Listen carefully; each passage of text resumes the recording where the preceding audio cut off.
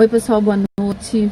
Estou aqui no aeroporto de Amsterdã e conforme a gente tinha combinado, vou fazer hoje uma análise do filme Frozen que eu assisti em Portugal.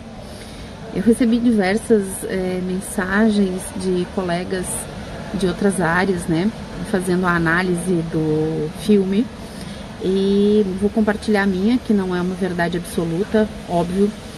E eu penso que cada um vai dar uma interpretação, né? Quando a gente fala em... O pessoal tá limpando o aeroporto aqui, porque aqui já são 4 horas a mais que o Brasil. Quando a gente fala em interpretação, muita gente falou sistêmico. Eu queria desmistificar um pouco essa coisa do sistêmico, porque tudo é sistêmico, né, gente? A visão sistêmica é a visão integral, primeiro de tudo. Né? Então, a gente está vivendo uma onda aí que todo mundo fala que tudo é sistêmico. Bom, partindo do pressuposto de que tudo é sistêmico, tudo está integrado, para mim, sistêmico é quando a gente integra o clã como um todo, os demais sistemas que nos envolvem como parte de um grande corpo, né? E aí a gente tem um belo caminho para trilhar, inclusive em relação à espiritualidade.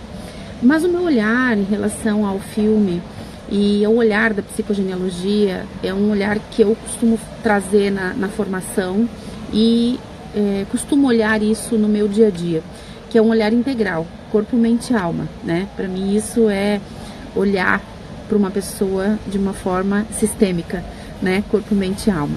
Bom, eu li várias coisas a respeito do próprio filme Frozen, pessoas falando de que o filme estaria trazendo uma alusão, inclusive, à questão do gênero de Elsa, né? Porque traz aí uma figura num armário, a própria música, né? A decodificação, a tradução da música fala de trazer a sua verdade e que, né, que não estaria mais preocupada em sofrer. Bom, partindo desse pressuposto, eu não queria entrar nesse contexto, até porque eu acho muito interessante que a gente tenha aí uma princesa que não tem um príncipe, né? E que eu acredito muito nisso. Eu acho que nenhum amor nenhum ser humano deveria se completar a partir de um outro. Eu acho que para a gente ter uma pessoa ao nosso lado, uma pessoa que caminhe conosco, nós precisamos ser inteiros. Né? E essa inteireza é o encontro com as nossas realidades, com o nosso autoconhecimento, é saber de fato quem somos, né? E quando estamos em contato com o nosso eu e nós estamos plenos, nós nos amamos por completo, né? Independente das nossas falhas, independente de uma gordurinha aqui, uma gordurinha ali, né? Independente da nossa forma física, quando nós nos encontramos com a nossa essência, que é a nossa essência de alma, e que nós também estamos conectados com o nosso propósito de vida, a gente olha a vida com outros olhos. Então, nesse sentido, eu acho muito importante que a gente traga também este olhar, né, para as crianças, de que a gente não precisa alguém para nos completar, que é uma visão mais antiga, né, do príncipe. Eu penso que todas as mulheres ou homens, ou enfim, estejam buscando a sua cara metade, mas essa é uma imagem que o próprio filme desconstrói. Ele trabalha uma princesa que vai buscar complementar ou completar algo que veio fazer nesta vida, né? E que num primeiro momento, isso tem muito a ver com a própria psicogenealogia. Quando nós estamos caminhando na nossa vida, até um determinado momento em que a gente tem uma maturidade emocional, né, uma maturidade espiritual, muitas vezes a gente vive ciclos de repetição, a gente olha para determinadas situações com dor, né, repetindo, atraindo pessoas, perdendo dinheiro, perdendo emprego. Tem uma porção de situações que a gente vivencia, né, como Jung mesmo já dizia. Tem uma claridade aqui, né, gente? Eu tô aqui numa ilha, assim, para fazer a live. Até que tu te tornes consciente, o inconsciente vai dirigir a tua vida e tu vai chamar de destino. E eu acredito que o filme traz com muita propriedade essa questão dos bloqueios inconscientes, né? Para mim, olhando um pouco além do desenho propriamente dito, olhando a intenção de, eu acredito que ela vem para entender um propósito. E nesse segundo filme, né, Frozen, nem entraria no primeiro, no contexto do primeiro, ela ouve vozes, né, ouve um canto, e a partir desse canto ela vai atrás. Bom, a gente já sabe que 95% da nossa mente é uma mente inconsciente, que a mente inconsciente, ela reverbera muito mais forte, né, os frames, ela vibra muito mais intensamente do que a mente consciente. Nós estamos conectados numa forma de rede, nós todos. E um fantasma, quando a gente fala em fantasma transgeracional, o que é o fantasma transgeracional? São situações do nosso passado mal resolvidas, são segredos, são não ditos, são bloqueios que vão reverberando, vão atravessando gerações até que a gente se conecte com esta história e traga então para a família um novo equilíbrio, uma nova homeostase. Para mim, esse filme traz exatamente essa situação. Houve no clã uma situação mal resolvida, uma injustiça, né, onde os antepassados aí das duas famílias, né, a partir das suas ações, teve um avô de Elsa e Anna, né, toma uma atitude de fazer uma barreira. E esta barreira acaba afetando o movimento da própria natureza. E aí, claro, Elsa então entra neste mundo, né, e vai atrás desse bloqueio, dessa barreira, que muitas vezes trava a nossa vida, né? Muitas vezes são segredos do passado, são não ditos, que a própria professora Diane Ancelin, Françoise Douto, dizia que o que uma geração cala, a outra carrega no corpo, né? Então a gente fala do impensável genealógico, a gente fala do fantasma transgeracional. O que aconteceu no passado? Às vezes um estupro, né, uma violação, um roubo, um assassinato, um suicídio. Essas situações muito traumáticas vividas no nosso clã reverberam muitas vezes em traumas, em conflitos que a gente precisa desvendar. E muitas vezes nós sonhamos com isso, ouvimos vozes, né? Basta que você ligue as suas antenas, se conecte realmente com o que acontece no teu entorno, para que você perceba as pistas, né? Porque a gente tem uma árvore familiar também no plano espiritual. E este filme, gente, ele é muito espiritual. Na psicogenealogia evolutiva, nós trabalhamos com decodificação e interpretação de nomes. E olha que interessante, o nome Elsa, ele traz o número 11 como número regente dele. O número 11 é o número mestre na Cabala, é o número que fala da espiritualidade. Elsa também, ela entra em conflito, olha gente, olha só. Estou limpando o aeroporto, daqui a pouco eu vou me correr daqui. É uma máquina super silenciosa, ele resolveu passar aqui agora. Bom, e o número 11, gente, é o número mestre. Ele é um número que fala exatamente dessa parte espiritual. É um número que fala da quinta essência. E Elsa traz isso. O nome Elsa em hebraico, que também é um diminutivo de Elizabeth, significa meu Deus é um juramento. Na nossa tabela, então, é o Frozen. Tem alguém perguntando qual é o filme que a gente anunciou que iria falar sobre o filme, é o Frozen 2. Bom, gente, então assim, muitas vezes a gente tem uma espiritualidade que nós não conseguimos administrar. Nós temos capacidade de cura, nós temos uma capacidade de autocura, né? E nós nascemos também não só para olhar para nós mesmos, nós nascemos para viver para o outro. E cada um de nós tem um dom, né? Tem uma capacidade espiritual. Muitos têm a capacidade de cura pelas mãos, né? Têm a capacidade de cura pela voz.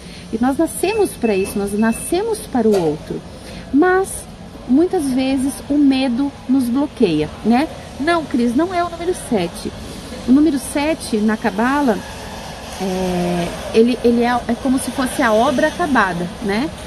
Tem muito a ver com as letras do alfabeto hebraico, eles têm a ver com a criação, com o mundo da criação. E o 7 é a obra acabada, né? O 8 trabalha a espiritualidade e o 5 também. Então, Elsa traz essa capacidade que muitos temos, né, da quinta essência. O próprio Dr. Hammer falava da quinta essência. E é muito interessante que o próprio filme fala dos 4 elementos.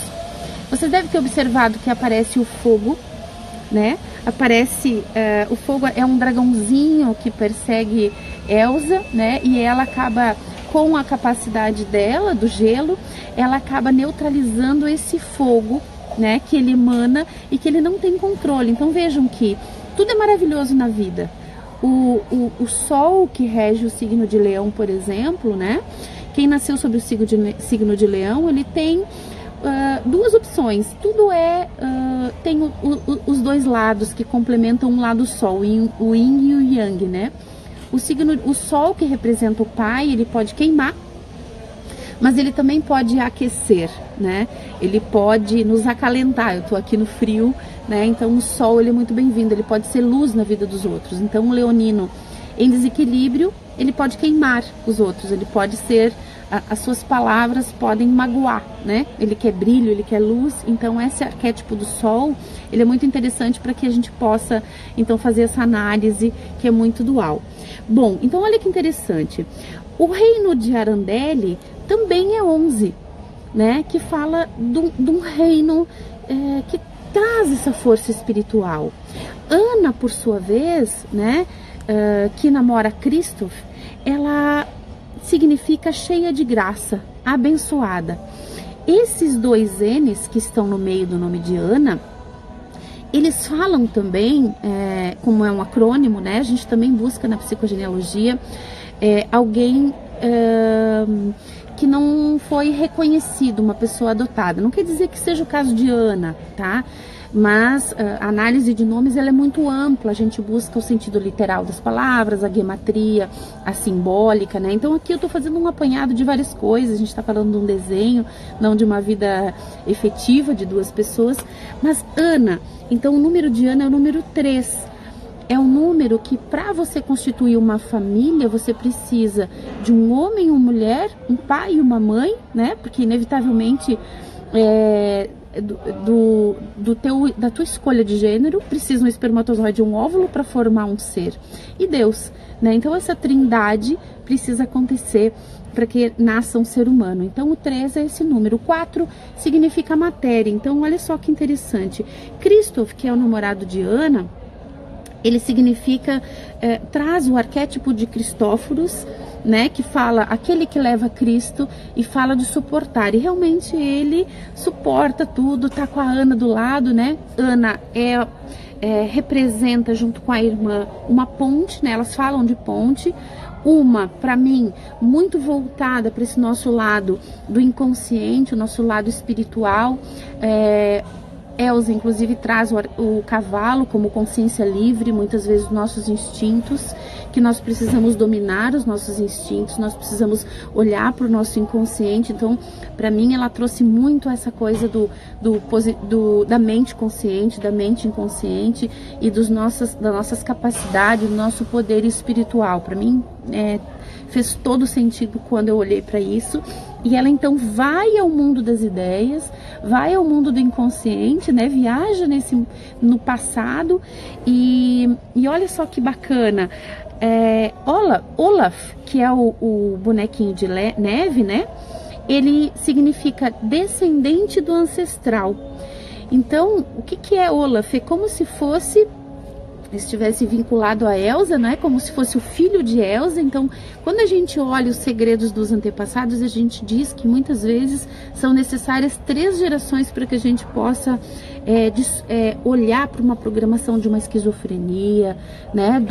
Dos segredos que correm na árvore. Então, é como se Olaf fosse realmente esse legado ancestral, essa oportunidade que veio para as mãos de Elsa e Ana para desvendar algo que estava bloqueando a vida das duas, porque elas são realmente opostas, né? Como se Ana representasse a terra, a matéria, a família, ela e Christoph, né? E Elsa fosse então esse inconsciente, essa versão inconsciente da ponte que nos liga aos nossos antepassados, né? Isso fala no filme. Uma ponte tem dois lados, né? E o plano espiritual, ele existe. É importante também que a gente entenda que a vida não acaba, né? Eu acho que foi esse o tempo da gente acreditar que a vida termina com a morte, né? Os nossos antepassados vivem em nós. E para mim a grande chave do filme, que ninguém falou, né? Que para mim assim reverberou no fundo da minha alma, quando Elsa diz: água tem memória. Gente, nós estamos o tempo inteiro falando em mente. Mente inconsciente, mente consciente, mente inconsciente. Mas vamos lá. Nós somos 70% água. 70% água. Quando nós falamos em epigenética, né, nós falamos que cada célula do nosso corpo porta uma mensagem, né, genética transgeracional, de uma geração para outra. Então, nossa célula, nossa matéria, primeiro lugar, a primeira casa que nós temos e que é água, é o ventre materno, né? Então, o que ela quer dizer? Que nosso corpo também tem memória, né? E ela, a partir de um congelamento de uma imagem, ela traz a verdade à tona. Então, a verdade, né, tá dentro de cada um. Eu recebo muito questionamento de pessoas que vêm fazer consulta, dizendo assim: eu não sei informação da minha família, eu não tenho os dados. Mas, gente, a água tem memória. A informação está em cada um de nós, está em cada célula, está na mente, óbvio que é algo intangível, está na nossa mente inconsciente, está no nosso poder de transcender essa parte corpo e mente, e é a alma que somos, é a conexão espiritual que temos, e no nosso corpo, então, na água que somos, que é o número 40 na Cabala, né, o 4 que é matéria, também fala que nós temos memória. O útero tem memória, a água tem memória, né? Então não é só a mente que tem memória, cada célula do nosso corpo tem. Nós estamos num ciclo muito lindo, né? E a medicina oriental fala dos 5 elementos, né? Então, fogo, água, terra, ar e éter, que é o espiritual, né? Então é muito lindo esse filme para mim. Traz então todo esse movimento dessa decodificação do Olaf, já falei, né? Que fala de descendente ancestral. Elsa número 11, Ana número 3, que é a trindade que existe em nós, corpo, mente e alma, e que para que ela possa reinar absoluta no seu reino, né, Elsa precisou dominar os seus instintos, né, a sua outra metade, né, que é a sua irmã. Juntas, né, elas fazem realmente uma união perfeita, trazem um novo equilíbrio para o sistema. Christopher, eu já falei, que é aquele que suporta, né? E realmente nós temos aí São Cristóvão, que foi que encarregou Jesus sobre as águas. Essas águas a gente precisa também interpretar a Bíblia de uma maneira muito sábia, né? De uma maneira não infantil. E a primeira coisa que Deus fez foi dividir as águas de cima e as águas de baixo, né? Então olha de novo águas, né? Esse arquétipo das águas. Tão bonito esse filme. Bom, então falei da água, dos bloqueios, dos conflitos que nós temos na família, e que muitas vezes nós temos que voltar realmente na nossa história pregressa, no nosso passado, para quebrar essas barreiras que não permitem que a gente flua na vida, né? Permite a nossa evolução. Fala também que houve uma injustiça feita pelo ego, né? Pelo ego de um antepassado. Isso foi sanado. E é isso, gente, que eu tinha para falar para vocês. Adorei esse filme. E na semana que vem eu vou falar com vocês sobre o filme, sobre a série Anne com E. Olha aí, a gente tá falando de Ana e vamos falar de Anne, que a decodificação é a mesma, né? Fala de uma menina adotiva. Muito lindo esse seriado, eu assisti agora na viagem, amei. E quero conversar um pouquinho com você sobre isso e o que a gente traz de geração em geração, falando sobre a questão das adoções. Deixa eu ver as perguntas de vocês aqui. Como eu faço estudo referente ao meu nome? Sheila, eu faço a decodificação de nomes e tenho vários colegas da psicogenealogia evolutiva que fazem, né? Você pode fazer um contato, me manda uma mensagem e eu posso te mandar meu contato, e de repente aí alguns colegas que estão disponíveis para te atender. na psicogenealogia evolutiva, né, esse é um grande diferencial, porque nós temos 1 dia e meio de um curso de decodificação e interpretação de nomes. Inclusive, vou estar em São Paulo na semana que vem, terminando o módulo 3, e sábado e domingo a gente tem o curso de decodificação de nomes. Já fica o convite. Quem tá de São Paulo, né, e quiser aprender sobre esse assunto, o curso é aberto, não só pra gente que é da formação. E como eu faço para descobrir o meu propósito de vida? Bom, nós dizemos que na psicogenealogia nós vamos entrar numa caminhada que não é fácil, é dolorosa, mas no fim do túnel aí a gente sai realmente com uma bagagem muito linda, e a gente vai olhar o para que você veio, qual é o sentido da tua vida. E o nome é uma das pistas do para que você veio, né? Então é um trabalho muito complexo, muito profundo. O olhar da psicogenealogia é um olhar de autoconhecimento, né, de entendimento do eu, para que você não fique sujeita às intempéries do que acontece na tua vida, as outras pessoas, porque quando a gente ama, a gente atrai tudo isso. A gente atrai pessoas que nos amam, a gente reverbera a prosperidade, e ser próspero é muito bom. A gente precisa pensar em ser próspero, não é pecado, né? Tem muitos dogmas religiosos aí. Eu nasci no dia 23, o 23 é um número secreto da Cabala, né? Vim para quebrar alguns paradigmas, e alguns paradigmas que nunca entraram na minha cabeça é o ter que, né? Ter que engolir algumas coisas impostas aí pela religião, né? Então eu acredito na espiritualidade. Todas as religiões são aí um caminho para o encontro do eu, né? E nós precisamos aprender a nos respeitar a crença religiosa, respeitar as diferenças de pensamento, as diferenças de raça, de credo, de cor, né? E é para isso que a psicogenealogia ela é muito linda nesse sentido, porque ela te capacita esse olhar muito amoroso do outro, entendendo, né, realmente as razões do outro, o para que o outro fez determinadas coisas, e que muitas vezes nos doem, sim, né? Mas tudo tá aí pra gente evoluir. Que mais? Água tem memória, ok. Não tinha pensado nessa analogia. Cris, um beijo. Cris tá sempre conosco, né, Cris? Desde a hora da concepção, a célula grava a todo momento. Bom, eu te diria que muito antes da concepção. Dentro de psicogenealogia, nós analisamos o projeto sentido gestacional. O projeto sentido gestacional é analisado 9 meses antes da concepção. Então, se nós temos aí, em cada célula do nosso corpo, grava as nossas emoções, nossos biochoques, né? Muito, mas muito antes da concepção, você já carrega memórias. Pense que você, dentro da barriga da tua mãe, já estava na barriga da tua avó quando ela estava grávida. Então, não é durante a concepção que nós começamos a gravar. Muito antes, tá? Um abraço, gratidão. Queridos, não tem mais pergunta. Também nasceu no dia 23. Bom, somos poderosos aí. No número 20, quem nasceu no dia 23 tem algo muito importante para fazer na Terra, e certamente quebra alguns paradigmas nessa vida, nessa Terra. Queridos, um grande beijo. Amanhã, 10 da noite, eu chego no Brasil, e prometo para vocês que na semana que vem a gente fala da Anne com E, tá bom? Um beijo e até lá.